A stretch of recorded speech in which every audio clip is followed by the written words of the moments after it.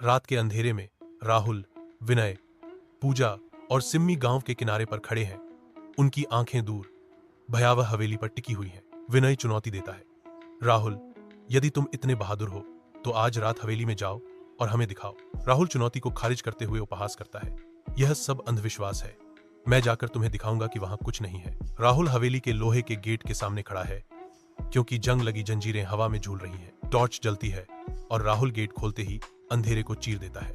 राहुल के अंदर कदम रखते ही फाटक चरमरा कर खुल जाता है और उसकी लंबी खिंचती हुई कर्कश आवाज रात में गूंज उठती है। उसके दोस्त दूरी से देखते हैं, उनकी आकृतियां रात के अंधेरे में छाया चित्रित हैं। राहुल हवेली में खड़ा है, कमरा अंधेरा और धूल से भरा हुआ है। दीवार पर धूल से सनी हुई एक पुरानी पारिवारिक तस्वीर लटकी हुई है। एक भयावह भ्रम सामने आता है, क्योंकि खून की तरह दिखने वाली बूंदें तस्वीर से टपकती हुई प्रतीत होती हैं। राहुल फुसफुसाता है, यह मेरा भ्रम है। राहुल सीढ़ियां चढ़ता है, हर कदम चुप्पी में गूंजता है। एक कमरे से एक मधुर लोरी की आवाज आती है, स्थिरता में एक डरावनी धुन, सो जा बेटा, कोई आ जाएगा। उसका दिल धड़कता है, एक शांत धुन के खिलाफ एक व्याकुल ढोल।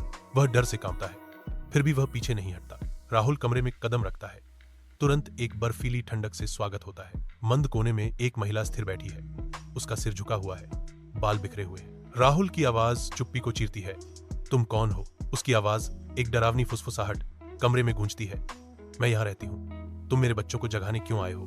राहुल चीखता है और भागने के लिए मुड़ता है, क्योंकि गलियारा बच्चों की हंसी के एक समूह से भर जाता है। दरवाजा धड़ाम से बंद हो जाता है, उसे फंसा लेता है, क्योंकि हंसी तेज हो जाती है। वह न झुकने वाले दरवाजे पर जोर से मारता है, भागने के लिए बेताब। वह महिला हवा में उड़ती है, जो डर की एक दिव्य आकृति है। गांव वाले हवेली पर जमा होते हैं और राहुल को बरामदे में बेसुध पड़ा हुआ पाते हैं। विनय दृश्य को देखकर धीरे से कहते हैं, अब एक और आ गया।